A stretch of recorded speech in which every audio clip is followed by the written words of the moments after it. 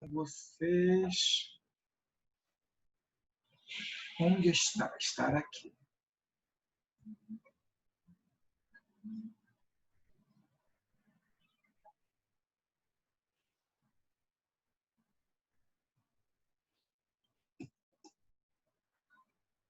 Gente, vamos começar então. Eu gostaria de que nós fechássemos o texto de hoje, especialmente porque a partir da próxima semana, para nós tratarmos com vocês sobre o sistema educacional brasileiro, né, como ele é organizado, como ele é dividido, nós tratarmos também sobre as leis da educação nacional, né, quais são elas, efetivamente, quais são os documentos oficiais da educação, certo? Para que, ao término de nossas aulas, vocês possam, ao mesmo tempo... Alguém está com o microfone ligado? Eu não estou, não. A voz do professor está estranha. Vocês estão me ouvindo, gente? Estão me ouvindo? Judite, estás me ouvindo? Sim, professor, estou ouvindo perfeitamente. Então deve ser... Sim, eu também estou ouvindo normalmente. Então deve ser no celular ou no computador da colega, né? Tá? Certo? Então nós vamos explicar para vocês. Também que nós estivermos explicando, né? Nós vamos instigando vocês nas perguntas. E, ao mesmo tempo, caso vocês tenham alguma dúvida, caso vocês queiram exemplificar, nós vamos trabalhando juntos, tá bom? Certo?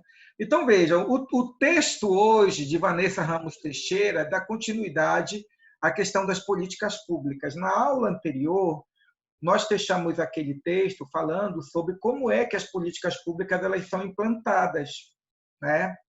Nós vimos que a política pública ela pode ser estabelecida de cima para baixo, ou também existem políticas públicas que são estabelecidas de baixo para cima, né? Elas são mais democráticas, certo? Elas passam por todo um processo de desenvolvimento, certo? Desde a indicação, desde da percepção de um problema social, passando por uma agenda pública de debate, indo para a indicação de possíveis soluções, depois a afirmação ou a decisão efetiva de qual seria a melhor forma de resolver determinada demanda educacional, né, ou social, certo? Depois nós temos a implementação propriamente dita, quando essa política pública ela é estabelecida na sociedade, né? Ela passa por um processo efetivo de execução, certo? E depois nós temos o processo de avaliação, considerando que as políticas públicas elas não são eternas. Como nós já vimos anteriormente, as políticas públicas elas são filhas de um determinado contexto histórico, social, econômico, político, e elas visam resolver demandas específicas, ou seja, as demandas de determinado momento histórico, certo? E aí o que ocorre é que determinadas políticas públicas ou elas alcançam o seu objetivo e, portanto, tendo alcançado os seus objetivos, elas se tornam inócuas, certo? Porque elas foram criadas com um objetivo específico de resolver determinada situação, certo? E a respeito disso nós podemos falar, por exemplo, do PAFOR. O PAFOR ele foi idealizado para qualificar professores, né? Do sistema público educacional que não tem a licenciatura. Claro que, na medida em que o PAFOR alcança esse objetivo de dar a qualificação de ensino superior, né, de a licenciatura, como manda a LDB, é claro que o PAFOR, né, não mais existirá, porque cumpriu a sua função, né? Então, essas políticas públicas, elas, quando são avaliadas também, tendo alcançado o seu objetivo, essas políticas públicas elas podem passar por um processo de reformulação, certo? Elas podem passar pelo processo de reorganização, de aprimoramento, com vista à sua maior eficácia, certo? Essas políticas públicas também, educacionais, elas também podem passar por um processo de ampliação quanto ao grupo beneficiado pela política pública, certo? Ou seja, considerando que a política pública tem como finalidade, né, vamos tentar imaginar a política pública educacional para comunidades quilombolas. Ela geralmente começou com uma comunidade, com duas.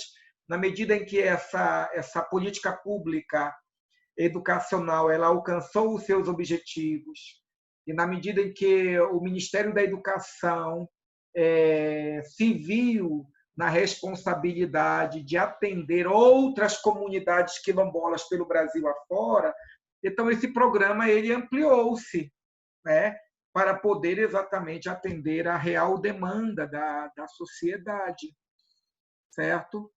E existem políticas públicas que deixam de existir porque elas foram iniciadas, elas foram desenvolvidas, elas passaram por processos de avaliação e, de repente, percebeu-se que não se alcançou os objetivos esperados, certo?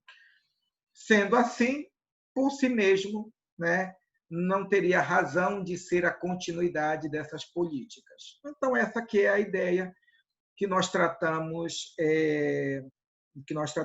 no texto anterior, tá bom? Nesse atual texto, certo? O que se pretende trabalhar? Se pretende trabalhar a ideia histórica de como é que essas políticas públicas elas são desenvolvidas, certo? Nesse texto, o que fica em relevo é que as políticas públicas educacionais ou qualquer outra política pública, como uma ação do Estado com vista ao suprimento das necessidades da população, né? O planejamento e a execução dessas políticas não são coisas pacíficas, certo? Como se poderia esperar. Mas como assim, professor? No sentido de que, como são ações governamentais para atender a necessidade do povo, pergunta-se, quem não quer o benefício do povo? Né? Quem não quer o suprimento das demandas da sociedade? Existem grupos ou pessoas que se opõem, né, a essa perspectiva? Né? Será que existem pessoas ou grupos políticos ou não que se interpõem entre as necessidades do povo e a execução das políticas públicas para não vê-las sendo executadas? Ora, infelizmente, a resposta é sim, sim. Infelizmente, nós podemos dizer categoricamente que existem pessoas, grupos, certo? Que, devido às relações de poder, devido a relações de dominação, devido a aspectos ideológicos, partidários, ideológicos dentro do campo filosófico, que não aceitam que outro grupo tome para si a responsabilidade ou a missão de organizar a educação nacional. Infelizmente, nós temos que amargar a triste realidade na história da educação nacional e na história da implantação de políticas públicas no Brasil. Nós temos que amargar a triste realidade de que, de 4 em 4 anos, vários elementos da educação nacional, estadual, municipal mudam. Mudam por quê? Mudam porque, em muitos municípios e em muitos estados, a política viabiliza uma mudança de gestores e de cores partidárias. E assim como no passado, quando os povos primitivos, quando dominavam outros povos, destruíam tudo, e todo o registro das glórias dos outros povos, né, para que somente a história dos vencedores pudessem permanecer na história dos homens. Por igual modo, infelizmente, pessoas e partidos deixam de desenvolver políticas públicas educacionais, às vezes campeãs, simplesmente porque elas remetem a outro partido, a outra ideologia e a outras pessoas. Não é verdade isso, gente? Vocês concordam comigo nesse aspecto? Vocês percebem isso na política e na educação nacional? Uma pergunta aberta para vocês, meninas.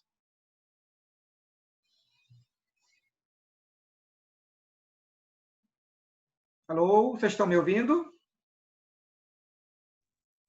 Sim, professor, não entendi. Pode perguntar, por favor, novamente? Então, eu fiz uma digressão histórica e eu disse que na história da humanidade, os povos antigos, quando dominavam outros, eles prontamente queimavam e destruíam muitos artefatos e muitos registros históricos dos povos dominados. Porque esses povos que dominavam, eles tinham como política fazer prevalecer a sua história, a história do povo vencedor, do povo que havia conquistado, e não dos vencidos, né? E aí eu fiz uma afirmação, certo? Da minha análise, e eu gostaria da opinião de vocês, se vocês percebem ou não a mesma realidade. Eu falei para vocês que muitas políticas públicas desenvolvidas por partidos, por pessoas que possuem uma ideologia também específica sobre a educação, né? Essas políticas públicas, muitas vezes, elas são colocadas de lado, elas são extinguidas, certo? Ou elas são mudadas radicalmente porque elas lembram um determinado político ou um determinado gestor, ou uma determinada ideologia.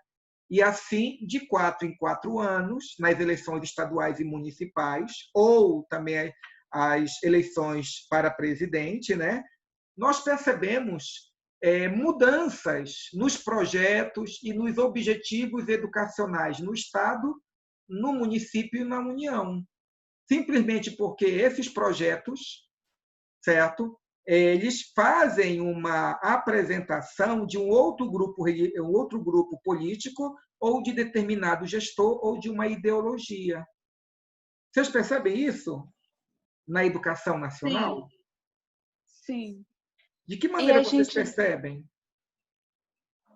E agora, na véspera das eleições, a gente vê muito isso, porque alguns candidatos lembram algumas coisas que outros fizeram, ou seja, quando é do mesmo partido que interessa, eles lembram, né? Quando não é, eles fazem questão de apagar.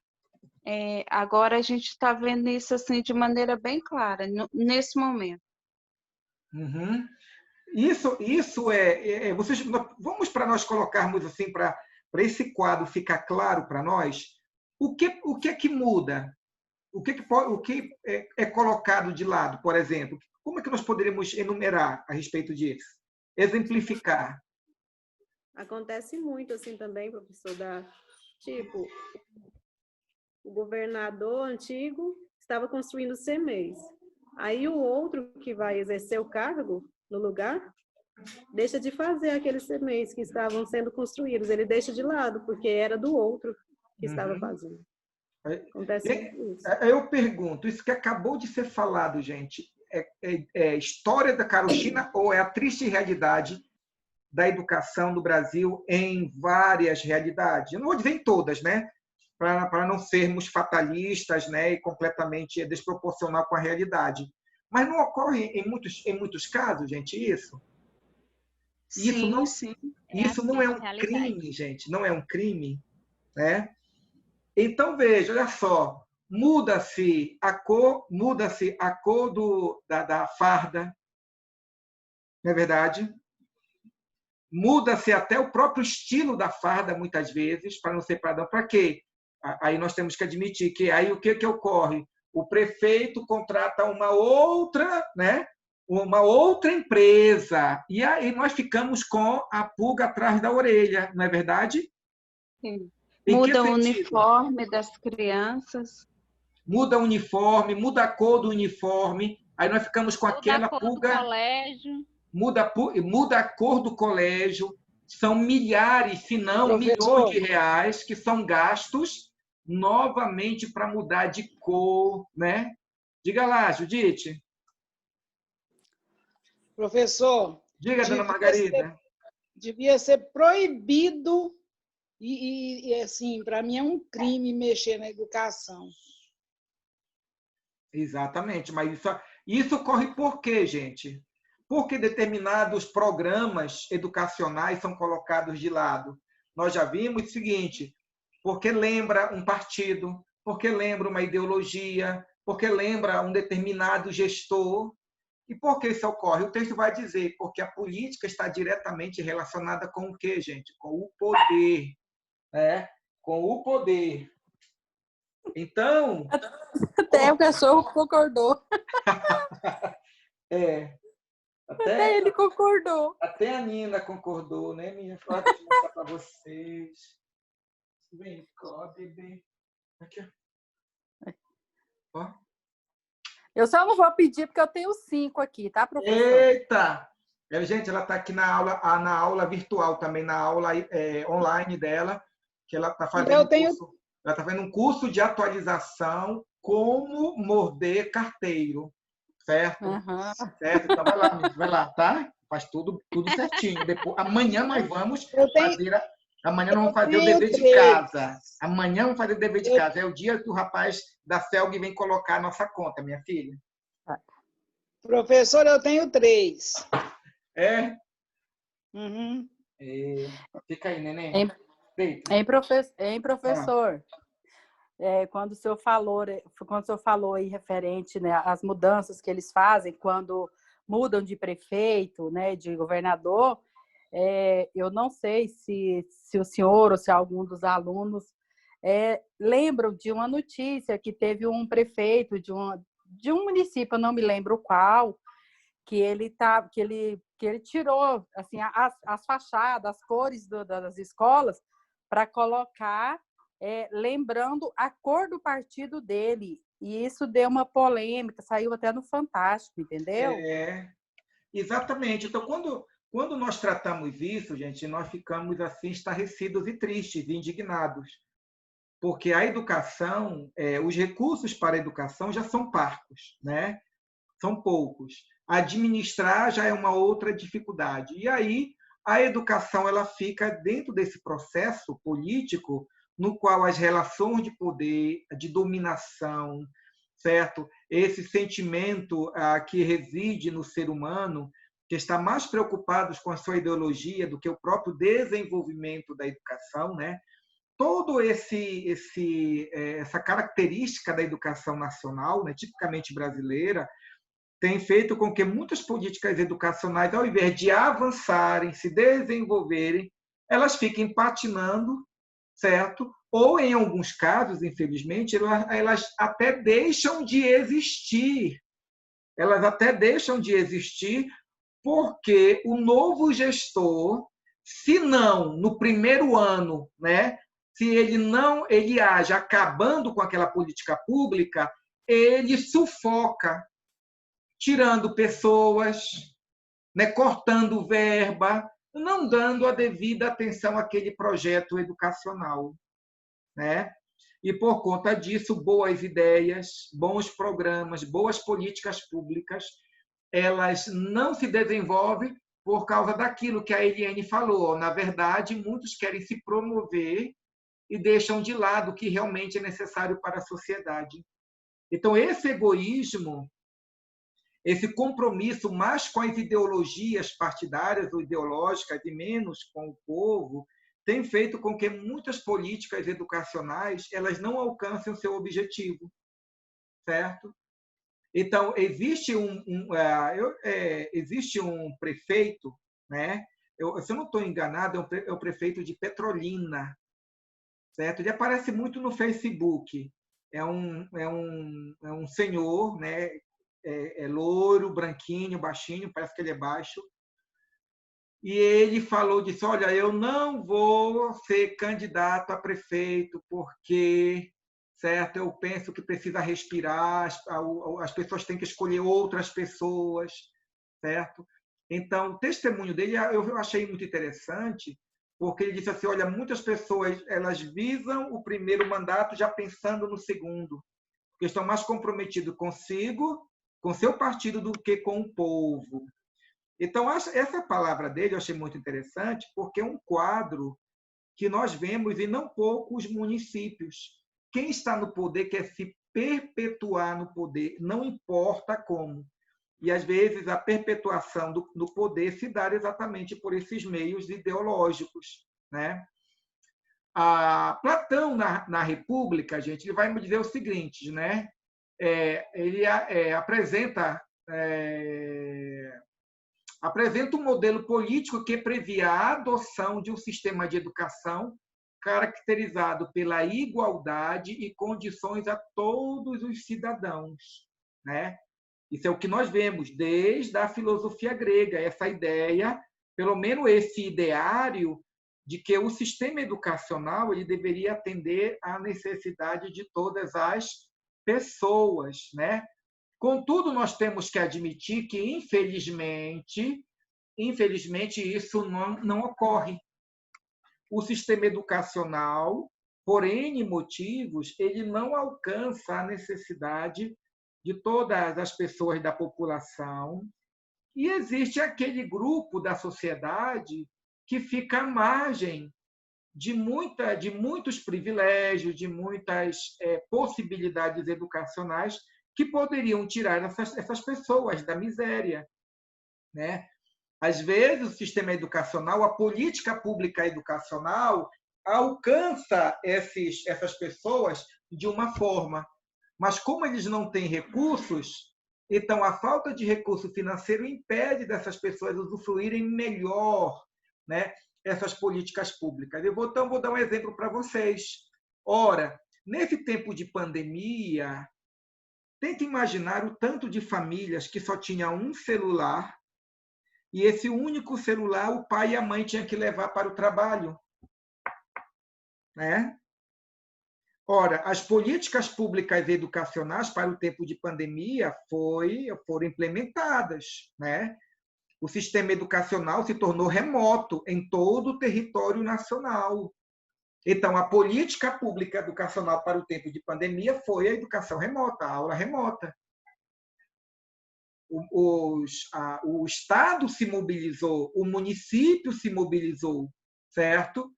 Contudo, nós temos que admitir que, infelizmente, uma boa parte da população brasileira, certo? Muitos tinham os pais que trabalhavam de manhã e à tarde com um único celular.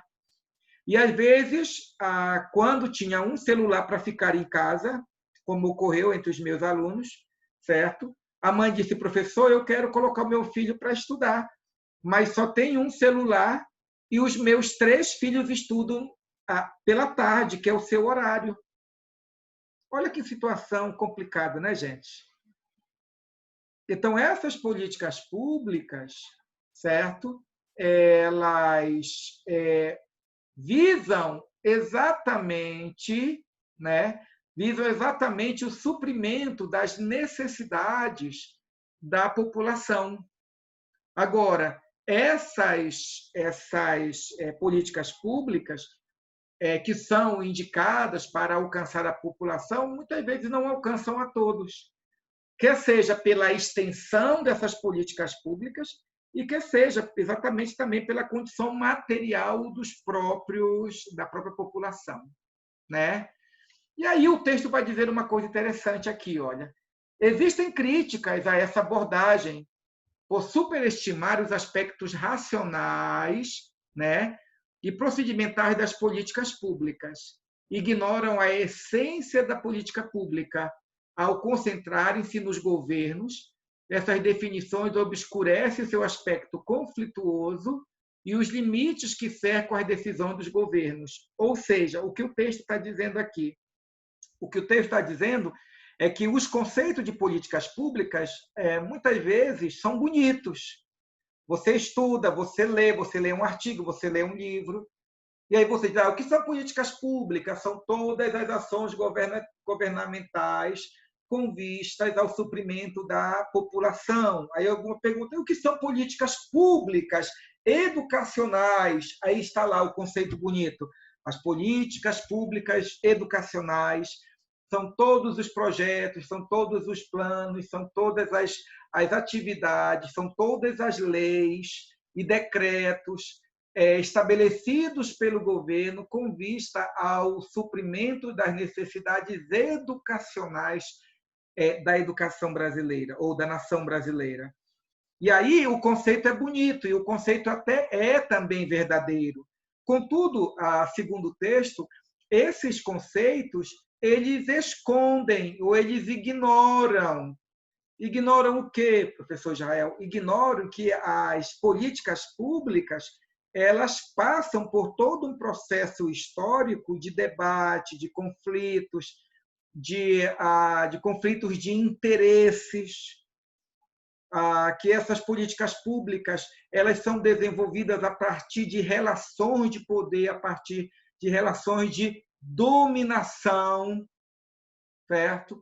E é por isso que aí é preciso perceber pelo menos 2 elementos fundamentais nas políticas públicas, certo? Ele vai dizer, o primeiro é a intencionalidade pública e a segunda, o problema público, né?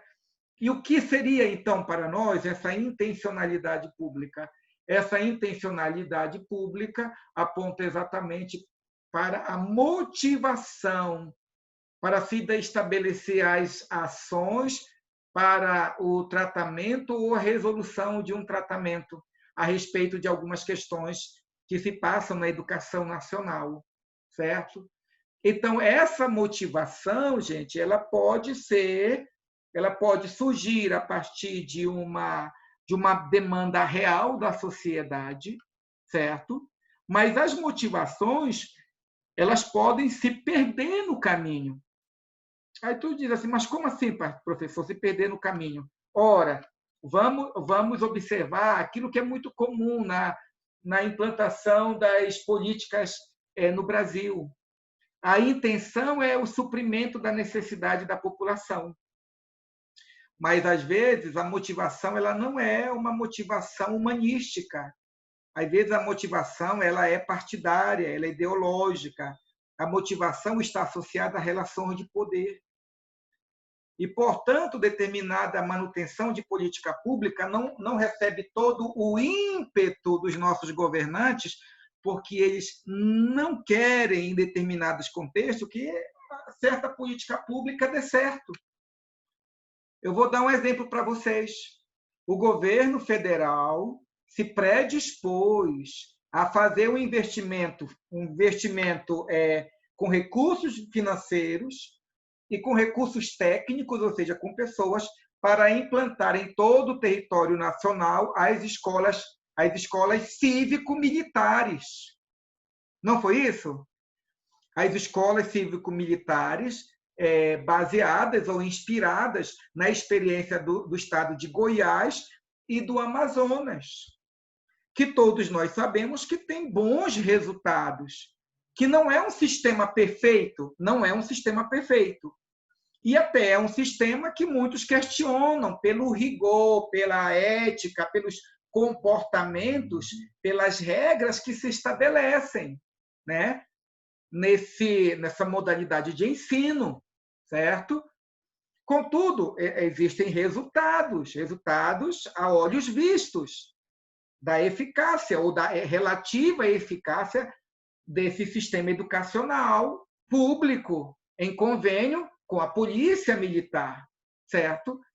Mas todos nós sabemos que determinados estados fecharam a porta para o governo federal certo? Porque a intencionalidade desses governadores era política, era ideológica, certo?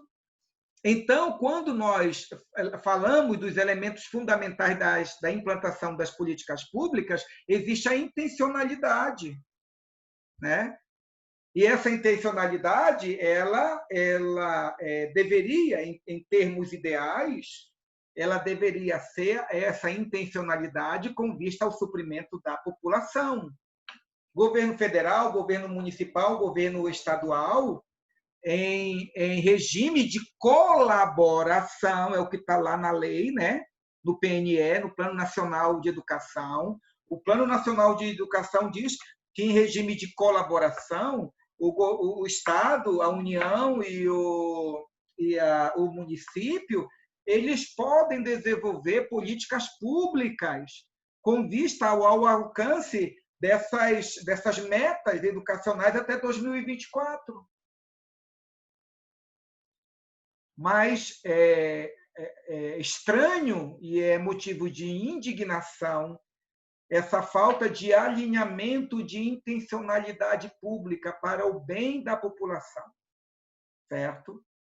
Mas, certo, é um elemento fundamental. Quando eu digo é um elemento, é porque ele existe. E quanto mais alinhados estão aqueles que governam, né, mais alinhados à intencionalidade pública, maior a possibilidade de eficácia das políticas públicas educacionais, gente. Por isso é importante um alinhamento ideológico entre o governo federal, o governo estadual e o governo municipal. E observe que eu digo, eu não falei um alinhamento político, eu falei alinhamento ideológico. E quando eu estou dizendo isso, eu estou falando ideológico no sentido de considerar que a educação ela está acima de toda cor partidária. Deu para entender? Vocês estão me acompanhando, meninas? Alô, câmbio? Sim, professor. Quer dizer, Sim, professor. não importa se eu sou do MDB, do PSL, do PT, do PSOL, certo? E eu estou colocando correntes partidárias em extremos, certo? Cada um olhando para frente. Mas é preciso uma harmonização ideológica em torno não de partidos, mas uma coesão ideológica em torno da educação como bem maior, ao ponto dessas pessoas colocarem de lado, certo, as diferenças ideológicas partidárias, ou filosóficas, ou econômicas, e dizer, bem, olha, isso aqui é importante, vale a pena. O governo federal está investindo financeiramente, o governo federal vai mandar dinheiro para o Estado, o governo federal vai mandar dinheiro para o município para construir essas escolas. Então, já que está ocorrendo isso, então vamos aceitar. Certo? Então, é isso que precisa ser feito. Né? Essa intencionalidade pública, ela tem que ela tem que ocorrer nos vários níveis do poder. Certo? A outra questão que precisamos colocar, gente, é o problema público. O que significa isto, o problema público? Significa a diferença entre a situação atual vivida, o status quo, ou seja, aquilo que existe agora, certo? E uma situação ideal, possível à realidade coletiva. Certo? Então, em outras palavras, é preciso que haja uma problematização dessa realidade, considerando que no mundo